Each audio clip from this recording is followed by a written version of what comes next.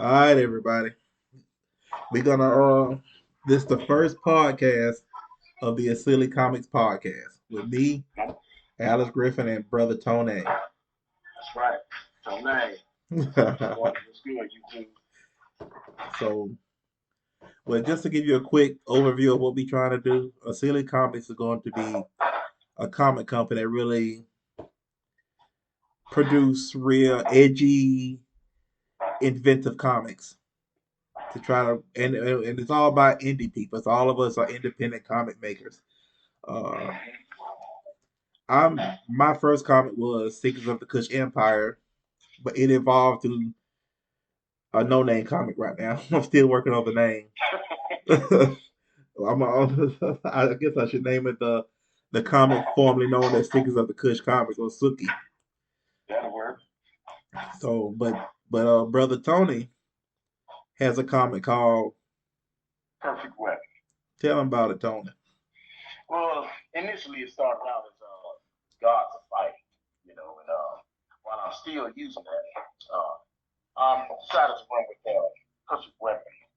It's about the story of a group of people. It's very similar to the story of African Americans, and Africans, over and on the continent. Uh, they're Xenos, an alien race of gods actually. Earth serves as their prison planet, so they're in prison on the planet. So while they're here on this planet, they've forgotten who they are. They've been, you know, watered down as what I should say, but I say that their cells have been in degradation. So they're not as powerful, not as big, not as intelligent as they are if they were in their true state. Uh, they came down here while actually in a war with Uh, the enemy. See, that's how it all started. They yeah, came down here in war. While here on the planet, they it's one of those stories where they kind of succumb to the things on this planet that were detrimental, yeah, you know. And over the course of time, years of going through that, you know what I'm saying, the enemies have gotten the upper hand on their enemies, and so in a very clever way as enslaving them and using them, for their own good. So, the main character of the story is name is Winyezi Mungu. yeah, He's the main character. Uh, there's going to be a lot about him that neither him nor his people know about. Not even the Myungu Yaquabi, which is the name of the race. Excuse me, which is the name of the race of the people that's on the planet. Myungu Yaquabi, the progenitors don't know exactly, what he is. He is a Myungu Yaquabi, but he's a different type. Because yeah, among the people, there are different types of Myungu Yaquabi. You have your Primus, who is Govu. Govu is the Primus. He was his type was generally known as what I'm saying the most powerful type. yeah, The type that the race of people throughout their generations, throughout their existence, have always looked at as being that guy. yeah. You have your Kind of Grand like the Nubian alpha, type. right? Kind of like the alpha. Yeah, like the owl. Yeah, Exactly. You have your Grand Nubian type, which is used. That's female. That's a female type. Uh, very extremely powerful. Probably that was always considered the second most powerful of uh, the Omega. The Omega type would kind of vary. It'll be male or female. You know, there's only been out of all the types out of primacies, there's been four primacies throughout the entire existence of the younger Euclidean. Of the Grand Nubians, only two. So the Grand Nubian that is now Saya, she's only the second in all of the younger Euclidean existence. yeah. Then you have Tete. Okay, Tete, she's the fifth Omega. And all her people's existence. Um, and when we got Miyungu Yaquabi, now Miyungu, they don't know what. I mean, excuse me, I messed that all up. It, Of the Miyungu Yaquabi, you you have Munyezimungu. Yeah. Now, he's a different type. He's a supreme being. He's superior even to the progenitors of the Miyangu equation. He's superior to the supreme one, which is the male father of the Miyangu equation, and he's superior to the great universal mother, the female progenitor of the Miyangu equation. They don't know what he is. He's a new type, and he's vastly superior. And he's basically based off, saying all the myths and legends that you hear growing up about this being, this all powerful being, this all powerful God, and this, that, and the other. But he's based off that myth. Yeah. You know what I mean? When Yezi Mungu, like I said, he doesn't know who he is. His powers have not, they're there, but he doesn't know how to use them. Yeah. He doesn't know, he isn't fully capable of what he's doing. And he's not a perfect character. He's not perfect. And he has weaknesses. And most of them just lie within himself. He beats himself a lot. Yeah. And basically it's a story of, reaching back, taking back what is rightfully yours. Yeah. And going back to the beginning, going back home. True freedom. It's not a book about while it is a book about a race of Xenos, a race of gods, it is not a book about this race versus the other. It is more about this people trying to keep balance in the universe from malevolent forces in the universe that would like to create chaos. Yeah. Create chaos and pandemonium and the negative things that most of us would consider to be, unjust and negative. Because when you really look at good and evil, I mean, like I said, depending on whose perspective, good and evil is really. Yeah, it's all relative. Exactly. It's all really from the point of view of the person or the being. Exactly. It's all relative. So, the young equation, what they do is they keep balance. Their organization is called Weapon. They are the weapons of the supreme one and the great universal mother. So, they serve that. They serve to keep balance all over the universe, in all existence. And like I said, that's their job. They're locked in this war with their enemies. They're locked in that war. And this war really has been going on it's been going on for eons. So, some wars they won, some wars they lost. Yeah. Some battles won, some battles lost in this long war. So this battle's on a cosmic level? Oh, this is cosmic level. Yes. This is damn sure cosmic level. You know what I mean? And it's gonna be the best thing what I feel like about your story, what I like so far, is that you created flawed characters. Yes. Where everybody's not, but like you say, everything's relative, but nobody's perfect. Exactly. That's one thing you will see throughout this whole story is that everybody is flawed. Everybody. There's pros and cons to everything. Decisions being made by certain individuals in the book, it's gonna make you question, well, why do that? Why not do it this way? Because what I want to do, I want the reader to be engaged. I want the reader to express what they would do in certain situations. You know what I'm saying? Sure. I'm implementing a lot of political elements into it because I want the reader to think. Yeah. I want the reader to chime in and say, well, I don't know about that. Because why not try it this way? Why not go about that? But they will have to see just what each character's decision they have to make. Whether they be the antagonist or the protagonist. Because the protagonist, like I said, he's not perfect. So if they're expecting to see a perfect character, not trying to throw any shade at, your Supermans or your Captain Americas, but, you will see real characters do real things in this book. They're just trying to operate and do the best they can with what they have and decisions they have to make. And I always felt like as a reader, when you write stuff, you got to realize that most like the reader is pretty much an armchair quarterback.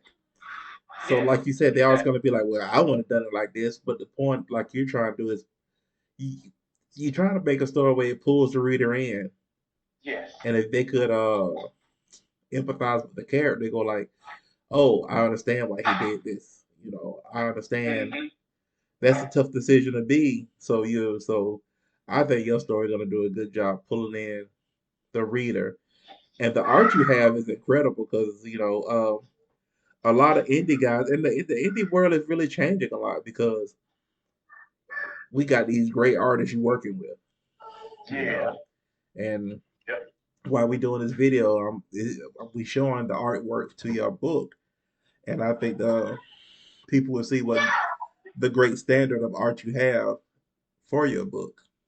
Yeah. Which it's Yeah. important to have great art, I feel like, Oh yeah. but a great story makes it even better. Yeah. The story is the most important thing. It's a story. You have to have a great story. You have to have something that everybody can get into. Also, you need everybody to get involved. You know what I mean? Yeah, Um, the great art, that's just a plus. You yeah, know what I'm saying? If you got some good art, some good eye candy, that everybody can really enjoy, they can see what's going on, they can enjoy every page, every panel for what it is. That's just a plus. It'll help keep people into it. But most of all, like you said, it is a story, and that's what I'm about. I'm about giving to the fans, giving to the reader a great story and a great story where I want the readers, I want their every thought, I want every emotion, every feeling, I want it all. I want to know what they're feeling about what's going on in the story. Guys that you think are bad, the antagonists that you think are supposed to be oh so bad, I want you to take a step for a minute and stop before you go and condemn that antagonist. Understand what the antagonist has been through, understand what the antagonist is trying to do, and then ask yourself, was he really good or evil? What I'm saying? Was he trying to do right or was he doing wrong? Because a lot of times, in order to do, a lot of times when people are trying to do right, they do some wrong. You know what I'm saying? They do things that we would consider wrong. You think what I'm saying? well, it's And just like if you're a superhero, just like how both me and Tony have been are firefighters. We've been firefighters for a while, and as a firefighter, you have to do. It may not be the right decision. You can be the best possible decision you can make. yeah, And that's exactly. what we kind of get to. You know, Exactly. because Exactly. Because yeah, absolutely, and not to cut you off, but yeah, that's exactly where I'm trying to go with it. Like I said, this is not a slight at those characters because Superman is my favorite superhero. I love Superman. Um, but he got them Superman. underoos on, y'all. He got them underoos on. But that Superman is my boy. Yeah. Superman he's like he's a damn near perfect. It seems as if, or at least in earlier iterations, he always made the best decision. It would seem that way. But you know, um, I'm not creating those type of characters. I'm creating characters that could be extremely powerful, but also be extremely flawed. Well, to me, You know back what in I'm the saying? day, because Superman came out in the 30s and everything, and he was more of a of an image or dream, and Yeah. they always tried to make that image perfect, and and I think that's what made him so. That's what I'm not a fan of Superman at all. I understand what they try to do to him. I get it, but I just don't like him. See, I'm a Uh, huge fan. I'm a yeah. huge fan of Superman. If it wasn't for Superman, honestly, I wouldn't be doing what I'm doing Oh right yeah, we all got our motivations, because now. Yeah, what and I. motivated me was, back the old anime from the 70s. Hmm. But let me ask you this, because I don't want to stray off from what we talk about your comic. This is the first book you're writing. What has been your greatest challenges in doing your first book? Well, honestly, my greatest challenge has been, putting everything into order, putting everything in perspective, and understanding, hey, there's gonna be change.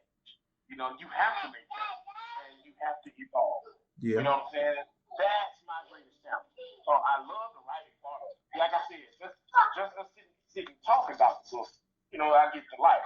You know what I'm saying? That's my passion. I'm delighted with even talking about it. You know Yeah. what I mean?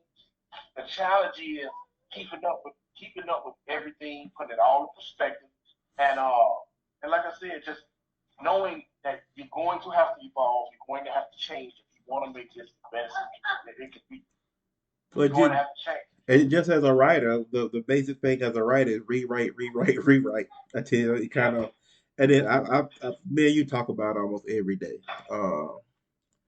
And it's kind of cool to see you get to a point where the story is actually writing itself now. yes, exactly. And that's where it gets with me. Definitely, I've learned to don't rush it. Although you want to hurry up, you want to get to this part, you want to get to that part. Oh, I'm so excited about this part coming up, and I'm so excited about this part, seeing it like this. Let it write itself. Let it all come to you. Let it work itself out, and you'll get there. Don't rush it. When you rush it, you always create bullshit, and Yeah, that's what you don't want to do. You don't want to create bullshit.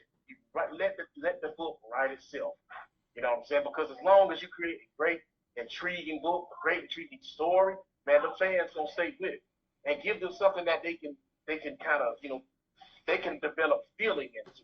yeah, You know what I'm saying? That they can connect with. It's hard to connect with something that's constantly going and on the move. You know what I'm saying? It's hard to connect with characters they don't know. You true, know, true. yeah, you gotta let it write itself. And hey, you know what I'm saying? The rest will follow. The rest will fall in place. Well, You that's know what I'm awesome, saying? man. That's awesome. Well, we're gonna wrap this one up, and again, what's the name of your title again? So it's called Perfect Weapon. Perfect Weapon. Yeah. I'm still used to the God of Fighting title, but yeah, you changed Oh it to yeah. the Perfect I'm Weapon. still I'm still using Gods of Fighting. It's gonna be a sister book.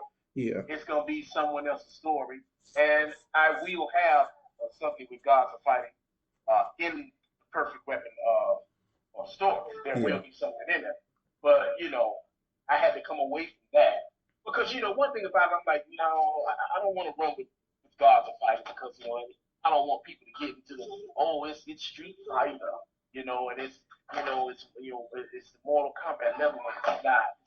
This is it's just a galactic soap yeah, opera, a space opera. yeah. You know what I'm saying? And that's what this is about. Um, the characters of warriors. They're fighting against other powerful beings, other powerful warriors. Uh, and there's a lot more to this that I have. This is what I talk about today. This is just off the top of my head. Yeah, You know, this just a quick overview, and we gonna we'll get back. We'll have more detailed stuff about it. Cause probably gonna do videos about your specific characters. Oh But yeah, because I gotta break that down. I gotta yeah, break down specific characters. Look, they need to know about Win Yesi's mother. They need to and know about Win Yesi. and Win Yesi is the real deal. yeah, and we'll get to it. But we're gonna wrap this up, and we'll get back to it some other time. And welcome to Asili Comics, people. All right, now thank y'all for listening. We'll catch y'all next time. Peace.